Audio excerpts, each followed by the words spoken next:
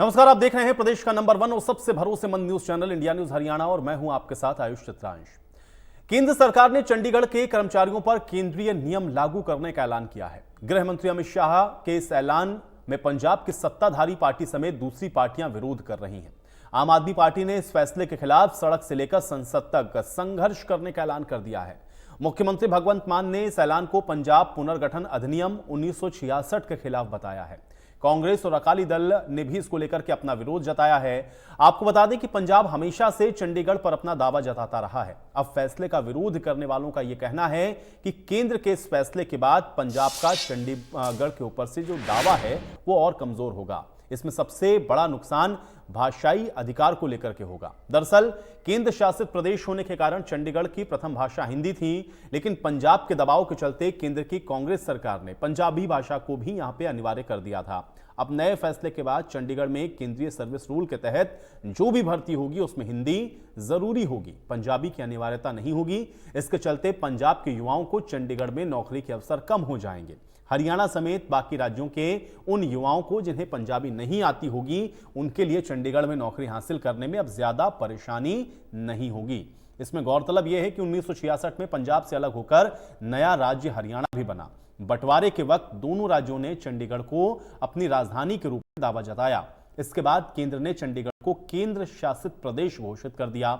अब पंजाब पुनर्गठन अधिनियम 1966 इस पर यह कहता है कि चंडीगढ़ केंद्र शासित प्रदेश होगा, लेकिन इस अविभाजित पंजाब के कानून इस पर लागू होंगे। गृह मंत्रालय के निर्देश के मुताबिक चंडीगढ़ के अधिकारी, कर्मचारी, यहां तक कि टीचर और डॉक्टर भी पंजाब और हरियाणा से 60 और 40 के अनुपात में भर्ती किए जाते रहे।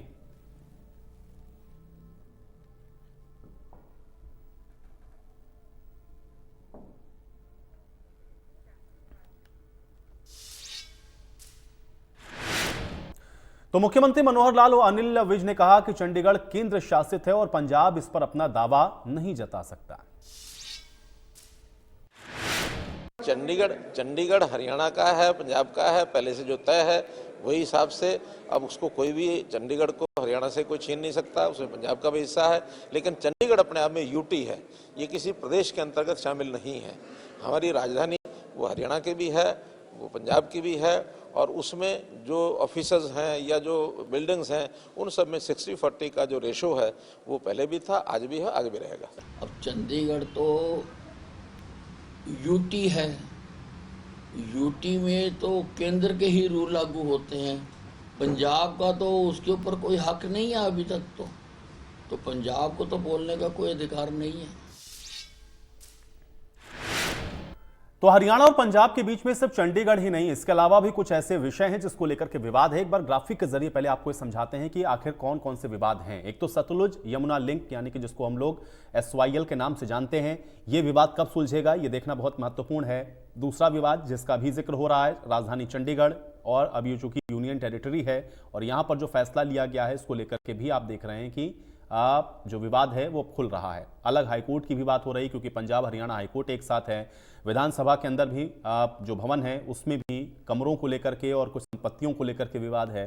तो ये कुछ ऐसे विवाद हैं जो कि राज्य के गठन के बाद से ही लगातार बने हुए हैं, क्योंकि जब हरियाणा पंजाब से अलग होकर के नया राज्य बना तो उसके साथ ही आपने देखा कि ये विवाद भी जुड़े थे। और अब चूंकि चंडीगढ़ को लेकर के भी ये जो विवाद है वो साथ में और बढ़ता हुआ इसलिए दिख रहा है क्योंकि चंडीगढ़ के अंदर अब केंद्र के ही जो कानून है उसको लागू किया जाएगा, चूंकि यूनियन टेरिटरी है, और उसी का हवाला देते हुए वहां पर तमाम ऐसे परिवर्तन हैं जो आपको आगे आने वाले समय में देखने को मिलेंगे। लेकिन अब इसका इंपैक्ट क्या होगा और इसको लेकर के जो विरोध हो रहा है खासतौर से पंजाब के अंदर, चूंकि अभी सत्ता परिवर्तन हुआ है, आम आदमी पार्टी की तरफ से इसको लेकर के ऐतराज जताया गया है। इसके अलावा वहां पे अन्य पार्टियां भी हैं, चाहे अकाली दल की बात करें या फिर कांग्रेस पार्टी की बात करें, उन्होंने भी अपना ऐतराज इसको लेकर के जताया है और उसको लेकर के अपने विरोध को दर्ज करवाया है। तो कुल मिलाकर के अब गृह मंत्रालय की तरफ से जो फैसला लिया गया है इसके बाद कुछ सवाल उठने लाजमी है और वो सवाल उठ रहे हैं। लेकिन कुछ और विवाद जो कि हरियाणा और पंजाब के बीच में भी हैं, ये भी हम आपको लगातार बता रहे हैं, चाहे हाईकोर्ट की बात हो, चाहे SYL की बात हो, विधानसभा भवन की बात हो, या फिर चंडीगढ़ को लेकर के भी जो विवाद हैं वो लगातार पंजाब के साथ हैं। और इस सब पर ये जो विवाद हैं इनका समाधान कैसे निकलेगा, ये समाधान कैसे निकाला जाएगा, ये विवाद कब सुलझेंगे, ये एक बड़ा प्रश्न है जो कि राज्य के गठन के बाद से अब तक इसका कोई जवाब किसी के पास नहीं है। तमाम सत्ताएं बदली हैं, तमाम सरकारें आई हैं, कोशिशें काफ़ी हुई हैं, लेकिन उसके बावजूद भी ये विवाद अभी भी बरकरार है और उसमें राजधानी चंडीगढ़ को लेकर के भी अब चूंकि जो नया निर्णय लिया गया है उसके बाद से कुछ और अहम सवाल उठने शुरू हो गए हैं और अब इसको लेकर के जो पार्टियां हैं वो अपनी अपनी राय को रख रही हैं। हालांकि अब चूंकि केंद्र के अंदर या हरियाणा के अंदर आप देखेंगे भारतीय जनता पार्टी की सरकार है और यूनियन टेरिटरी है, इसलिए वहां पर केंद्र के जो शासित प्रदेश होने के नाते वहां के जो रूल्स हैं वही उसको गवर्न कर सकते हैं, उस पर कोई भी अपना पूर्ण अधिकार या एकाधिकार नहीं बता सकता है। लेकिन इसके अलावा भी कुछ ऐसे बातें हैं जो कि रखी जा रही हैं और विपक्षी पार्टियों की तरफ से या फिर मौजूदा जो पंजाब के अंदर सत्ताधारी पार्टी है उसने भी अपनी बातों को रखा है और अब देखना यह है कि इसके बाद, इस फैसले के बाद आगे इसका जो परिणाम है वो क्या देखने को मिलता है। और चलिए अब चर्चा में आगे बढ़ें उससे पहले हमेशा की तरह बड़ी बहस के कुछ अहम सवाल हैं उस पर नजर डालेंगे, उसके बाद चर्चा में आगे बढ़ते हैं। पहला सवाल आज की बड़ी बहस का यही है कि चंडीगढ़ को लेकर के आखिर ये सियासत एक बार फिर से क्यों शुरू हो गई है। ये सवाल बहुत महत्वपूर्ण है क्योंकि इसके पहले भी चंडीगढ़ को लेकर के सियासत होती रही है। अब केंद्रीय सेवा नियम लागू होने के आखिर मायने क्या हैं, ये भी आज हम लोग समझने की कोशिश करेंगे। तीसरा सवाल यह है कि कर्मचारियों को फायदा तो फिर पंजाब को इससे ऐतराज क्यों हो रहा है, क्योंकि केंद्र का यही कहना है कि जो सेंट्रल के कर्मचारी हैं उनको इसका फायदा होगा। हरियाणा पंजाब के भी जो लंबित मुद्दे हैं वो कब सुलझेंगे, जिन मुद्दों का जिक्र अभी हमने आपको ग्राफिक के जरिए भी बताया, आज हम इस पर भी चर्चा करेंगे कि आखिर हरियाणा पंजाब के बीच में ही जो विवाद है वो कैसे सुलझाया जाएगा, ये सवाल उतना ही महत्वपूर्ण है। आज मेरे साथ कुछ खास मेहमान जुड़े, पहले उनका परिचय आपके साथ करवा देता हूं, उसके बाद इस चर्चा में आगे बढ़ते हैं। प्रवीण अत्रे जी हमको ज्वाइन कर रहे हैं, प्रवक्ता हैं भारतीय जनता पार्टी के। प्रवीण अत्रे जी बहुत स्वागत है आपका इस चर्चा में।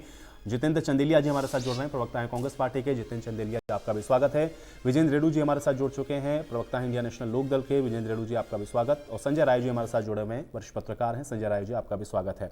प्रवीण जी, सबसे पहले चर्चा की शुरुआत में आपसे ही करूंगा चंडीगढ़ को लेकर के। अभी इस समय जो मौजूदा स्थिति है या जिसमें हम लोगों ने देखा कि केंद्र के द्वारा जो अभी निर्णय लिया गया उसके बाद विवाद एक बार फिर से बढ़ता हुआ दिख रहा है, क्योंकि पंजाब सरकार भी ऐतराज जता रही है, वहां पे अकाली और फिर कांग्रेस ने भी इसका विरोध किया है। इसके असल मायने क्या है? सबसे पहला रिएक्शन मैं आपका इसी पर चाहूंगा। देखिए आयुष, ऐसा है कि चंडीगढ़ एक यूटी है, यूनियन टेरिटरी है, केंद्र शासित प्रदेश है और चंडीगढ़ के कर्मचारियों की बड़े लंबे समय से ये मांग थी कि बतौर केंद्र शासित प्रदेश चंडीगढ़ के कर्मचारियों को केंद्र सरकार के जो सेवा नियम है उनका लाभ मिलना चाहिए। केंद्र सरकार ने कर्मचारियों की इस मांग को देखते हुए कि यूनियन टेरिटरी है, केंद्र शासित प्रदेश है, तो वहां पे जो कर्मचारी है उनको केंद्र सरकार के जो सेवा नियम है उनका लाभ देने की घोषणा की है। और मुझे लगता है कि कर्मचारियों को ये मिलना भी चाहिए था क्योंकि वो केंद्र शासित प्रदेश के कर्मचारी। लेकिन जिस तरह का ऐतराज पंजाब सरकार के द्वारा या पंजाब के नेताओं के द्वारा किया जा रहा है, मुझे लगता है कि पहले आप अपना रिकॉर्ड देख ले, पहले आप तथ्यों को चेक कर ले, उसके बाद अगर कोई बात करे तो ज्यादा बेहतर है। लेकिन हो ये रहा है कि एक झूठ का परसेप्शन क्रिएट करने की कोशिश लगातार, जिस तरह से भगवंत मान जी ने ट्वीट किया, उन्होंने रीऑर्गेनाइजेशन एक्ट 1966 का जिक्र किया, उनको इतनी दूर जाने की जरूरत नहीं थी। अगर वो नवंबर 2019 में पंजाब हरियाणा हाई कोर्ट के अंदर एक पेटिशन लगी, उस पेटिशन में जब कोर्ट ने पंजाब सरकार से जवाब मांगा तो पंजाब सरकार ने खुद हलफनामा दायर करके ये कहा कि चंडीगढ़ केंद्र शासित प्रदेश है। 1966 से पहले चंडीगढ़ पंजाब का हिस्सा था, लेकिन अब चंडीगढ़ केवल पंजाब की राजधानी है। ये खुद पंजाब सरकार ने हाई कोर्ट के अंदर हलफनामा देके माना। अगर उसके बावजूद भी भगवंत मान जी दावा करेंगे कि साहब चंडीगढ़ पंजाब का हिस्सा है, चंडीगढ़ के कर्मचारी पंजाब, तो इस तरह की बातें मुझे लगता है कि तथ्यों को देख के, तथ्यों को जांच के उसके बाद अगर बात करते तो ज्यादा बेहतर होता। उनको देख लेना चाहिए था कि खुद पंजाब की सरकार हाई कोर्ट में हलफनामा दे चुकी है नवंबर 2019। अब विषय ये आ जाता है कि रीऑर्गेनाइजेशन एक्ट 1996 का जिसका जिक्र यहाँ पे भगवंत मान जी कर रहे हैं, भगवंत मान जी को इसको भी पढ़ लेना चाहिए।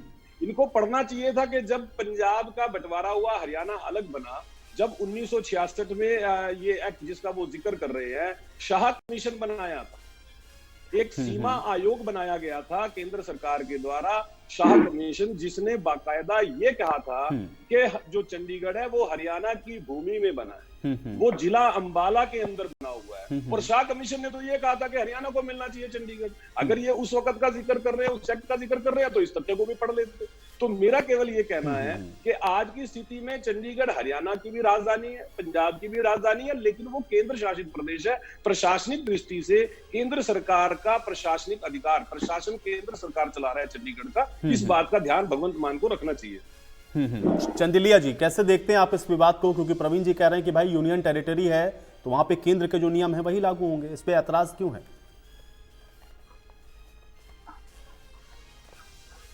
चंदिलिया जी, आपको मेरी आवाज मिल रही है?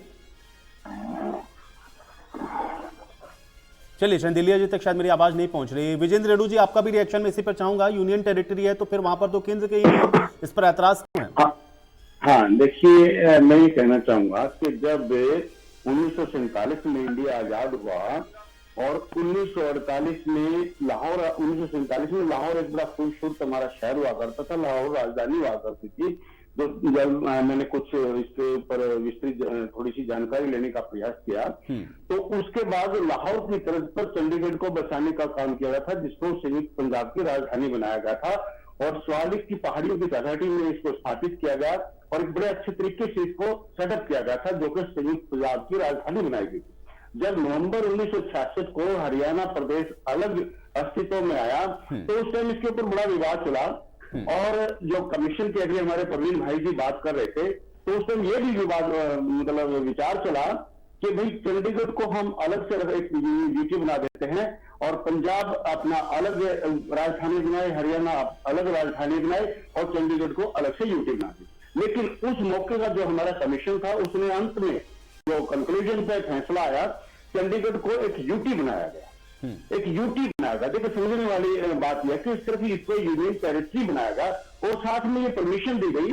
कि पंजाब अपनी राजधानी हरियाणा इस यूटी में चंडीगढ़ में स्थापित रख लेगा और हरियाणा की राजधानी भी चंडीगढ़ रहेगी। इसके साथ साथ इसमें 60 और 40 का रेशियो दिया गया। पंजाब बड़ा भाई माना गया और बड़ा भाई मानते हुए उसको 60%, चाहे यहाँ का स्टाफ था, चाहे यहाँ की बिल्डिंग थी, एरिया था, उस 60% का हिस्सा पंजाब को दिया गया और 40% का हिस्सा हरियाणा को दिया गया। वो अपने ऑफिस और इस तरह के अपने सेटअप यहाँ पर कर सकते हैं। इसलिए ये तो बिल्कुल स्पष्ट है कि Chandigarh is A union territory, ये पंजाब की नहीं है, बिल्कुल भी नहीं है। और जिस प्रकार से मेरे बड़े भाई प्रवीण जी ने कहा कि उस टाइम के जो 7 कमीशन थे उन्होंने तो ये भी कहा था कि अम्बाला के एरिया की जो स्वालिक की तहसीलियां हैं वहां पर ये सेटअप और ये हरियाणा की जमीन में है, पहला हक तो इसके ऊपर हरियाणा का ही बनता है। लेकिन फिर भी क्योंकि ये फैसला हो गया था उस टाइम 1986 में कि ये जो चंडीगढ़ है ये यूटी रहेगा और हरियाणा और पंजाब की राजधानी इसमें स्थापित रहेंगी। अब यदि सेंट्रल गवर्नमेंट इस पर केंद्रीय सेवा नियम लागू करती है तो मैं मानता हूं, इंडियन नेशनल लोकदल पार्टी मानती है कि इसमें पंजाब को किसी भी प्रकार का कोई ऐतराज नहीं होना चाहिए। और इसके साथ साथ बैठो, मैं ये भी कहना चाहूंगा, मेरे कैप्टन अमरिंदर जी का भी इसके ऊपर विचार सुने थे, उन्होंने भी साफ कहा है कि केंद्रीय सेवा नियम लागू होने से पंजाब का हक इसमें कहां मारा जाता है, ऐसी कोई बात नहीं है। भगवत मान जी खाम खा एक गाँव लूटने के लिए इस तरह के ऑब्जेक्शन कर रहे हैं और आपस के भाईचारे को बिगाड़ने का काम कर रहे हैं, जबकि पंजाब को तो इसमें खुश होकर के कहना चाहिए क्योंकि वहां के कर्मचारियों को कितना फायदा होगा। लेकिन सेंट्रल गवर्नमेंट का एम्प्लॉय बनता है, एक यूटी का एम्प्लॉय, एक स्टेट का एम्प्लॉय, जिसको सेंट्रल गवर्नमेंट के एम्प्लॉयमेंट का दर्जा मिलता है, तो मैं समझता हूँ कर्मचारियों को भी बहुत ही ज्यादा इसमें फायदा होने वाला है, चाहे वो सैलरी की बात हो, चाहे न्यूज की बात। नहीं, बिल्कुल विजेंद्र जी, देखिए हम लोग लगातार कोशिश कर रहे हैं क्योंकि प्रवक्ता हमारे साथ आम आदमी पार्टी में जुड़े, तो मैं उनसे जरा समझना चाहूंगा कि भाई जब कर्मचारियों को फायदा है तो उनका ऐतराज क्या है। लेकिन अभी मैं संजय जी का रुख करता हूं। संजय जी, वरिष्ठ पत्रकार होने के नाते क्या आपको लग रहा है कि सिर्फ और सिर्फ ये एक पॉलिटिकल मसला है या वाकई में जो बात भगवंत मान कह रहे हैं या फिर अभी केंद्र ने जो फैसला लिया इसका आकलन आप किस तरह से करेंगे और आपका रिएक्शन इसके ऊपर क्या है? क्या इस पर ये जो ऐतराज जताया जा रहा है जायज है या इसके पीछे के कुछ कारण और आपको नजर आते हैं? संजय जी, ये मुद्दा तो 1966 से ही वही उसी वक्त तो अगर ये सुलझ जाता तो ज्यादा बेहतर होता। आज तक ये मुद्दा बनाया गया और आज तक जिसे कहते हैं कि सांप निकल गया और उसकी लकीर पड़ी हुई उसको लाठी से पीटा जा रहा है।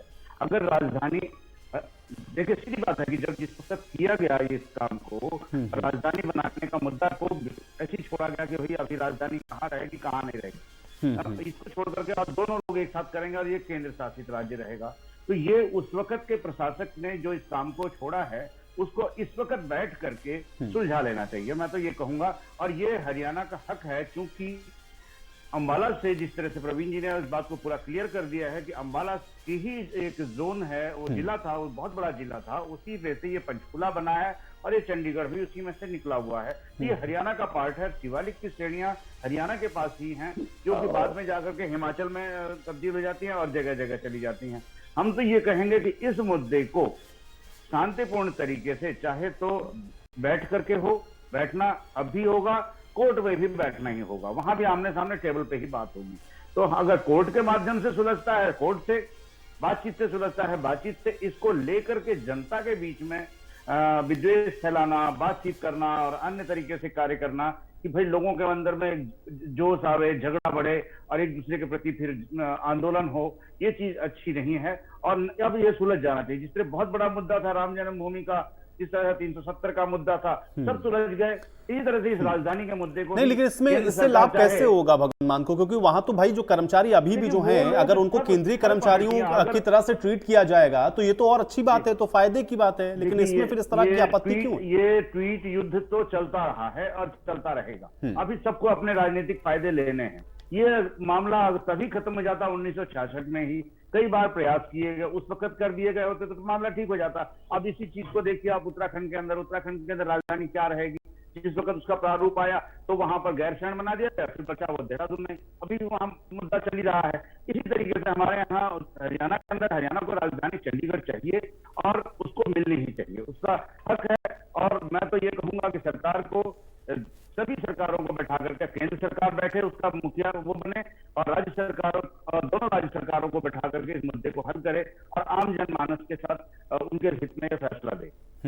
प्रवीण जी, चलिए इस पर हम लोग भी और चर्चा करेंगे। लेकिन प्रवीण जी, सिर्फ ऐसा नहीं है कि इसी विषय को लेकर के विवाद है। विवाद हम लोगों ने देखा कि विधानसभा को लेकर के भी है, विवाद हम लोगों ने SYL को लेकर के भी देखा, और भी कुछ जो संपत्तियां हैं उसको लेकर के भी विवाद है। ये सुलझ क्यों नहीं पा रहे हैं? अभी तो 2 प्रदेश के अंदर तो कम से कम, एक तो केंद्र में और यहाँ पर हरियाणा में आपकी सरकार है, उसके बावजूद भी ये विवाद क्यों उलझे हुए हैं? और अब तो चंडीगढ़ वाला मामला फिर से हम लोग देख रहे हैं क्यों खड़ रहा है।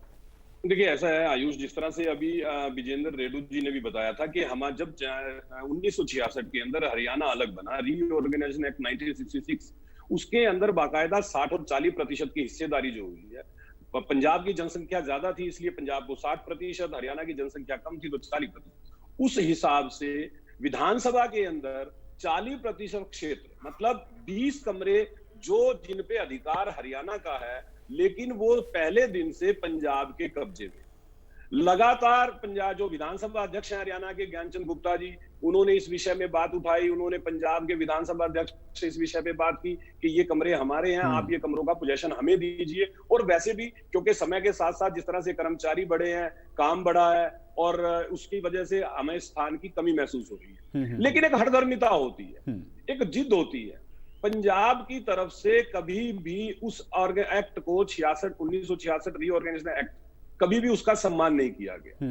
केवल अपनी सुविधा के अनुसार राजनीति करने की कोशिश। अब उसका नतीजा ये हुआ जो आपने जिक्र किया कि हरियाणा में भी भारतीय जनता पार्टी की सरकार है, केंद्र में भी है, तो उसका है ये फायदा हुआ कि ज्ञानचंद गुप्ता जी इस विषय को लेकर केंद्र सरकार के पास, उन्होंने केंद्रीय गृह मंत्री जी से बात की कि हरियाणा को जगह का अभाव पड़ रहा है, स्थान कम पड़ रहा है, पंजाब के अंदर हमारे 20 कमरे हैं, इस वजह से हमें अलग विधानसभा बनाने का मौका दिया जाए। और उसके ऊपर काम शुरू हो गया है। हालांकि चंडीगढ़ एडमिनिस्ट्रेशन ने जो स्थान ज्ञानचंद गुप्ता जी ने मांगा, अभी विषय ये है कि चंडीगढ़ एडमिनिस्ट्रेशन जो है दूसरी जगह स्थान दे रहा है, वो भी अभी विषय चर्चा में चल रहा है, फाइलें आगे बढ़ रही हैं। तो कहीं ना कहीं बहुत जल्द हरियाणा को अपनी अलग विधानसभा देखने का अवसर मिलेगा, ऐसा मेरा मानना है। लेकिन दूसरी बात जो आपने SYL का जिक्र, देखिए SYL के विषय में भी अगर आप देखेंगे, जिस वक्त पंजाब रीऑर्गेनाइजेशन एक्ट 1966 में बंटवारा हुआ, उसमें पानी का बंटवारा भी हुआ। हरियाणा का एक हिस्सा जो है 3.5 मिलियन एकड़ फुट जो है वो हिस्सा निर्धारित कर दिया गया, लेकिन वहां पे भी पंजाब ने हठधर्मिता दिखानी शुरू की और नतीजा ये हुआ कि पंजाब में नहर का निर्माण ही नहीं किया।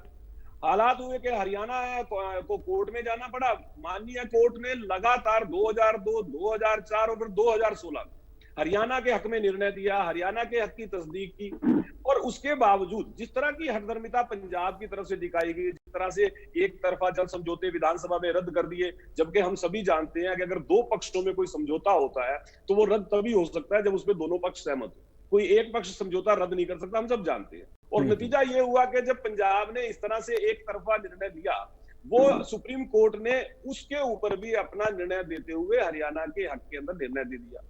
अब पंजाब के अंदर फिर राजनीति शुरू हुई और राजनीति अलग तरह की, बजाय ये कि हरियाणा को उसके हक का पानी देने के पंजाब के राजनेता अलग अलग तरह के बयान देते रहे, हरियाणा के हक को दबाने की कोशिश करते रहे। हरियाणा की तरफ से बार बार ये कोशिश हुई, कानूनी रूप से कोर्ट के जरिए हरियाणा ने अपने हक को स्थापित किया और अब माननीय सुप्रीम कोर्ट में विषय है जिसके अंदर माननीय सुप्रीम कोर्ट ने केवल ये निर्णय देना है कि नहर का निर्माण किस एजेंसी के अधीन हो। तो मेरा केवल ये कहना है कि जिस रीऑर्गेनाइजेशन एक्ट का हवाला भगवंत मान जी यहाँ दे रहे हैं, क्या उनको उस एक्ट का सम्मान नहीं करना चाहिए? उस एक्ट में जो हरियाणा को उसके हक का पानी दिया गया है, क्या उनको वो पानी नहीं देना चाहिए? और जिस तरह से भगवंत मान जी लगातार इस बात को करते रहे, आपको याद होगा अरविंद केजरीवाल जी ने जिस तरह से पहले ये बात बड़े खुले में कह दी थी कि पंजाब के पानी पे पंजाब का हक है, उन्होंने हरियाणा के हक को दरकिनार कर दिया था। हम तो आज भी ये बात मान के चलते हैं कि भगवंत मान पंजाब के मुख्यमंत्री बने हैं, अरविंद केजरीवाल उनके नेता हैं, वो भगवंत मान को जरूर कहेंगे कि साहब अब आप हरियाणा के हक का पानी देने के लिए नहर का निर्माण करवाएं। और मुझे लगता है कि अगर एक्ट की दुहाई देते हैं तो उस एक्ट का सम्मान करें। चलिए मैं कोशिश करता हूं। रजय कुमार जी हमारे साथ फोन लाइन पर जुड़े हुए हैं, प्रवक्ता हैं आम आदमी पार्टी के। रजय जी स्वागत है आपका। आवाज मिल रही है रजय जी आपको? जी आयुष जी, मेरी आवाज मिल रही है? जी जी बिल्कुल, मैं आपको सुन पा रहा हूं। रजय जी, अभी चंडीगढ़ के अंदर जिस तरह से केंद्रीय सेवा नियम को लागू किया गया है, उस पर आप लोगों की क्या आपत्ति और क्यों ऐतराज आप लोग जता रहे हैं?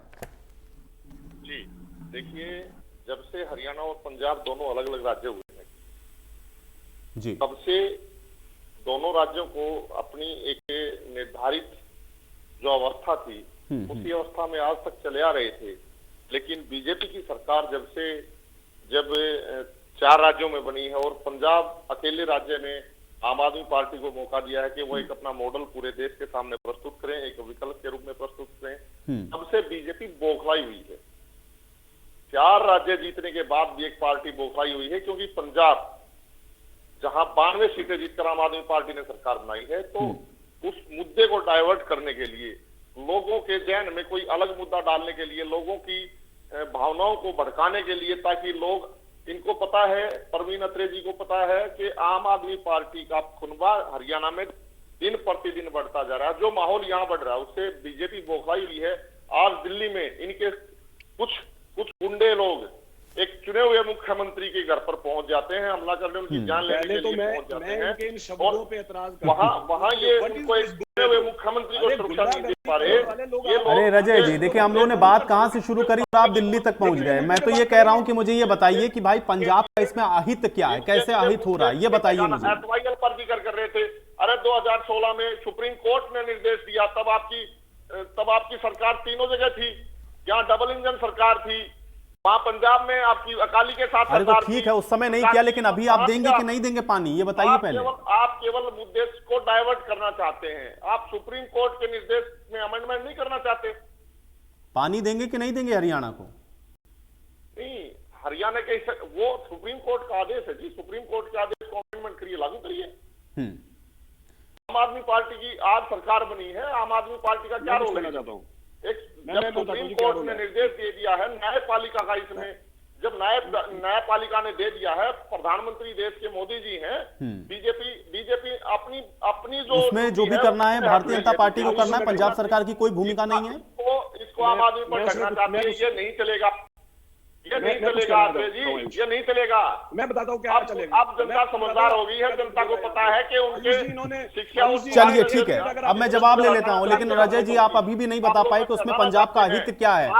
केंद्रीय सेवा नियम लागू होने से पंजाब का हित आपने नहीं बताया। आपने ये तो बता दिया कि भारतीय जनता पार्टी आपसे डर गई है, आपसे बौखला गई है, लेकिन आप ये नहीं बता पाए कि उसमें अहित क्या है। मैं प्रवीण जी से जवाब लेता हूं। प्रवीण जी दोबारा ऐसा है, पहली बात तो ये है कि लगातार यहाँ पे आम आदमी पार्टी के प्रवक्ता ने झूठ बोलना शुरू किया। ये कहते हैं 2016 झूठ बोलना आपसे, माननीय सुप्रीम कोर्ट का मुख्यमंत्री जी, चुने हुए मुख्यमंत्री जी, आपसे चुने हुए मुख्यमंत्री जी अपनी बात। अरे अब रजय जी भाई सुनिए, देखिए सुनिए रजय जी, चर्चा में सुना भी जाता है, दूसरे पक्ष को सुनिए, उसके बाद जवाब दीजिएगा। अभी थोड़ा सा धैर्य रखें, अभी आप धैर्य रखें रजय जी। देखिए ऐसे नहीं, ऐसे होगा नहीं, ऐसे चर्चा नहीं होती है। आज रजय जी सुने, पहले सुन लें। ऐसा आयुष जी, जो नवंबर 2016 में माननीय सुप्रीम कोर्ट का निर्णय आया, पहले तो यह समझना जरूरी है किस चीज पे आया। जब पंजाब सरकार ने 2004 के अंदर जल समझौते रद्द किए, उस वक्त प्रेसिडेंशियल रेफरेंस के लिए वो एक्ट गया। राष्ट्रपति महोदय ने सुप्रीम कोर्ट की पीठ के पास भेजा कि वो उस पर सलाह दे कि ये ठीक है या गलत है। 2016 नवंबर में माननीय सुप्रीम कोर्ट ने कहा कि ये जो पंजाब सरकार ने एक तरफा जल समझौते रद्द किए, ये कानून सम्मत नहीं है।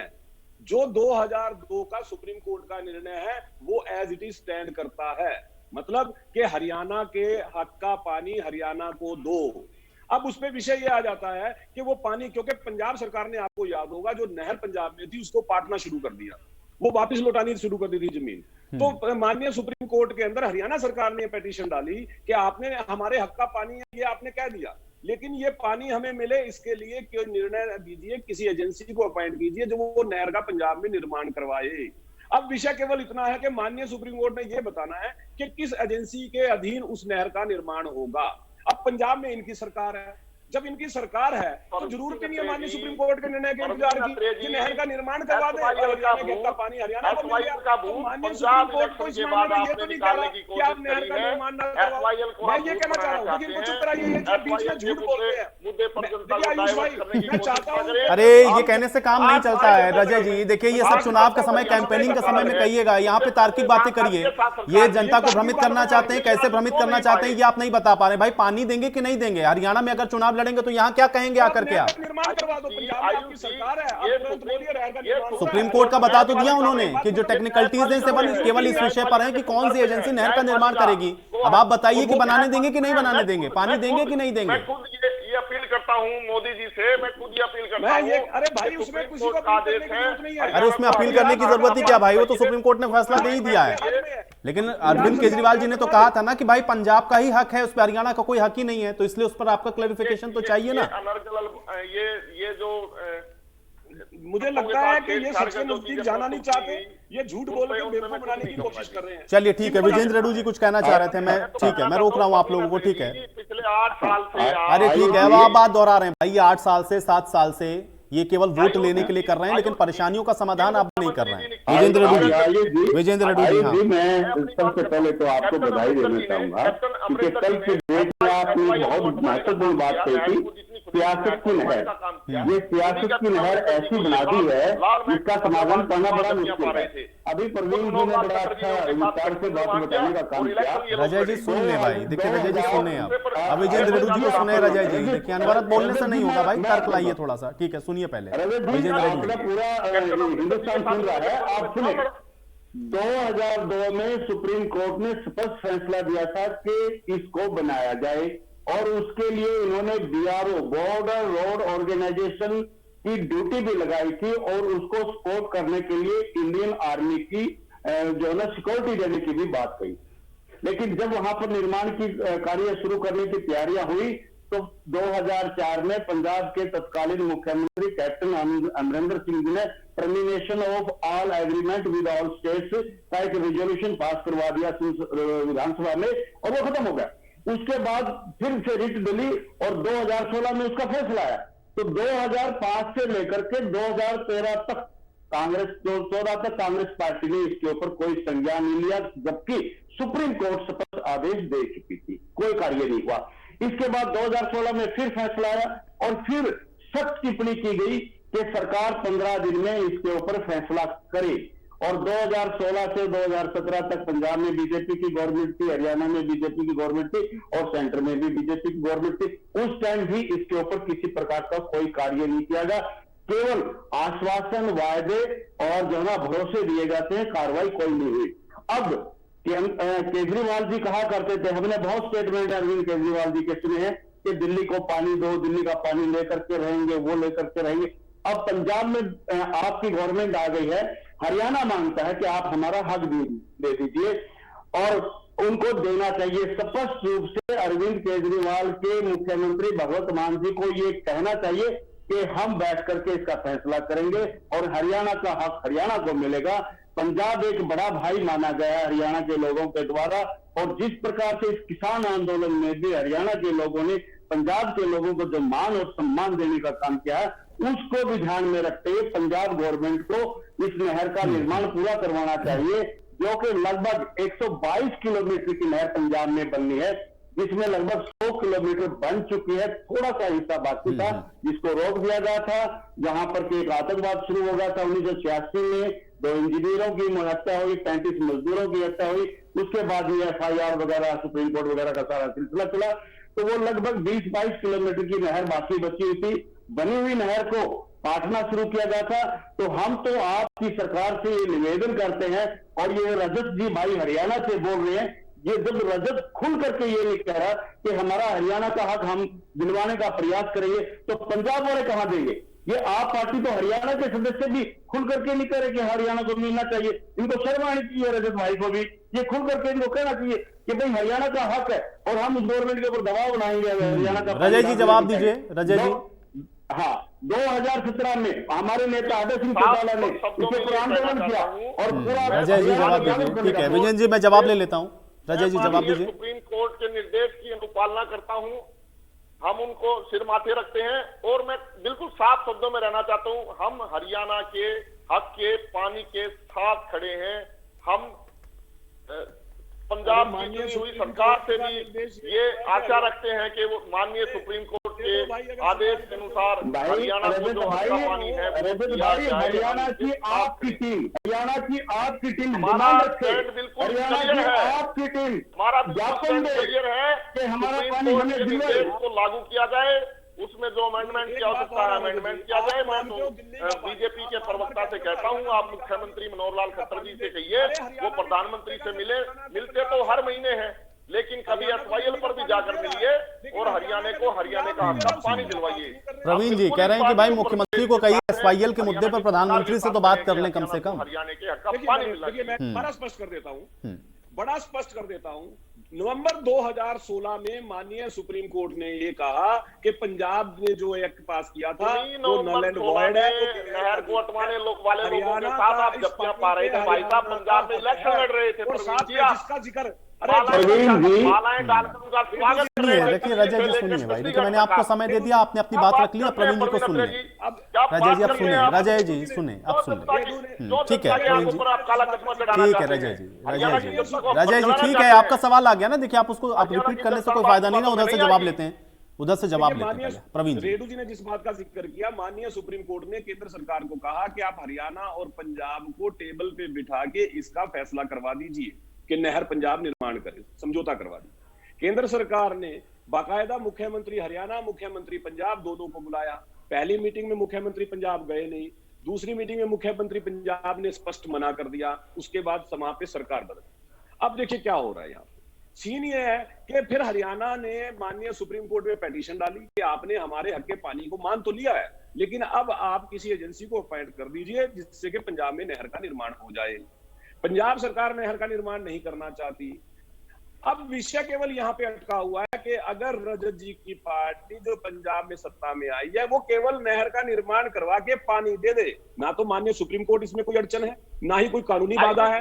केवल इतना है कि खुद अगर ये चाहते हैं, 2017 में जब कांग्रेस की सरकार मुख्यमंत्री ने नहर को हटवाने का काम किया और प्रवीण अत्रे जी की बीजेपी पार्टी उनके साथ गठबंधन में हरियाणा का जो गठबंधन में लड़ रही थी इलेक्शन, पंजाब से ज्यादा पूरी तरीके से आ रहे हैं आप वहां पर। हरियाणा को पानी देने की बात आवाज किसी की नहीं आ रही है। आपका बीच में अगर बोलोगे तो गड़बड़ हो जाती है रजत जी। ठीक है रजत जी, देखिए इसीलिए तो भाई जनता ने आपको चुन दिया ना, लेकिन आप ये बताइए कि आप हरियाणा को पानी देंगे कि नहीं देंगे? अब तो आपके हाथ में है, आपने नहर बनवानी है। आपको तो चुन दिया, उन्होंने तो गलत किया। अगर उन्होंने बहुत सही किया होता तो वो 99 सीट पा गए होते, 92 सीट। हरियाणा को हरियाणा हक का पानी मिलना चाहिए। हाँ तो फिर बनवाओ नहर ना पंजाब में, भाई आपकी सरकार है, फिर बात तो ज्ञापन सौंपिए ना। यही तो बात देखिए, यहाँ तो सारी पार्टियां कह रही हैं। अभी विजेंद्र रेड्डी जी ने भी यही बात कही कि भाई हरियाणा की जो आम आदमी पार्टी की इकाई है वो ज्ञापन दे इस बात को लेकर के कि भाई हमको हमारा पानी दीजिए। और उसमें कोई अड़चन नहीं है, आपकी सरकार है, तुरंत नहर बनवा दीजिए, पानी हरियाणा के पास आ जाएगा। बल्कि हरियाणा की जनता आपका धन्यवाद करेगी, हम भी करेंगे। हाँ, मैं ये कहना चाहता हूँ, अभी प्रवीण जी ने बड़े विस्तार से बातें बताई कि मुख्यमंत्रियों की मीटिंग बुलाई गई। मैं फिर इस बात को दोहराता हूँ आज कि 28 जुलाई 2020 को सुप्रीम कोर्ट के निर्देश के ऊपर दिल्ली में बैठक बुलाई गई थी, जिसमें हरियाणा पंजाब के मुख्यमंत्री शामिल हुए और हमारे जो कृषि मंत्री है गजेंद्र सिंह, जल शक्ति मंत्री गजेंद्र सिंह जी उसकी अध्यक्षता कर रहे थे। वो मीटिंग हुई और उसी मीटिंग में ये बात सही है प्रवीण जी की कि पंजाब के मुख्यमंत्री ने साफ मना कर दिया कि हम नहीं देंगे। लेकिन 2020 से 2022 तक तो पंजाब बीजेपी की ही सरकार थी। 2020 की मीटिंग में मना करने के बाद नहीं, आपने क्या किया प्रवीण जी? आपकी सरकार थी, पंजाब में कांग्रेस की थी, केंद्र में और हरियाणा में आपकी 2 साल तक प्रवीण जी, 1 मिनट प्लीज बड़े भाई, 2 साल तक 28 जुलाई से और अभी 22 तक 2 साल आपने क्यों खराब किए हरियाणा प्रदेश के? आपने क्या एक्शन लिया उसके ऊपर? वाई प्रवीण जी, वाई कैप्टन?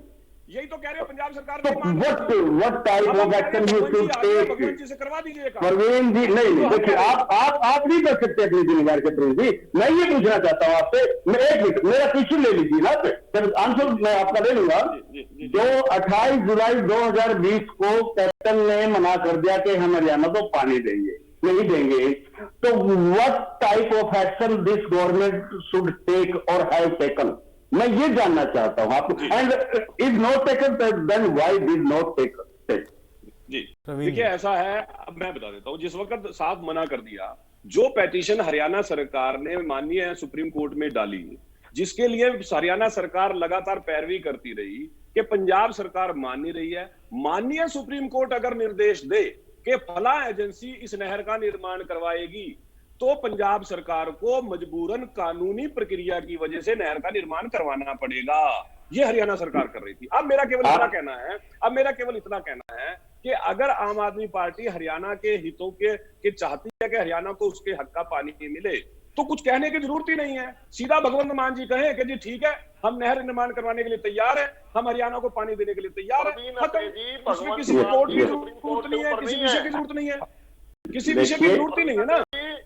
मैं ये कह रहा हूं प्रवीण जी बिल्कुल आप सही कह रहे हैं और ये इनको ऐसा कहना चाहिए, लेकिन आप भी जानते हो, मैं भी जानता हूं, ना नॉर्मन तेल होगा और ना राधा नाचेगी। संजय जी, क्या आपको उम्मीद आपको लग रहा है? चलिए 1 सेकंड में संजय जी का रिएक्शन लेता हूं। संजय जी देखिए, सिर्फ ऐसा नहीं है कि ये जो कर्मचारियों के लिए अभी जो फैसला लिया गया, इसके अलावा चंडीगढ़ और ये SYL, ये दोनों बड़े इशू हैं। क्या आपको लग रहा है कि सही दिशा में प्रयास और उसका कोई उम्मीद है भविष्य में, इसकी कोई गुंजाइश की निकल आए समाधान? अब तो सत्ता परिवर्तन भी है पंजाब में।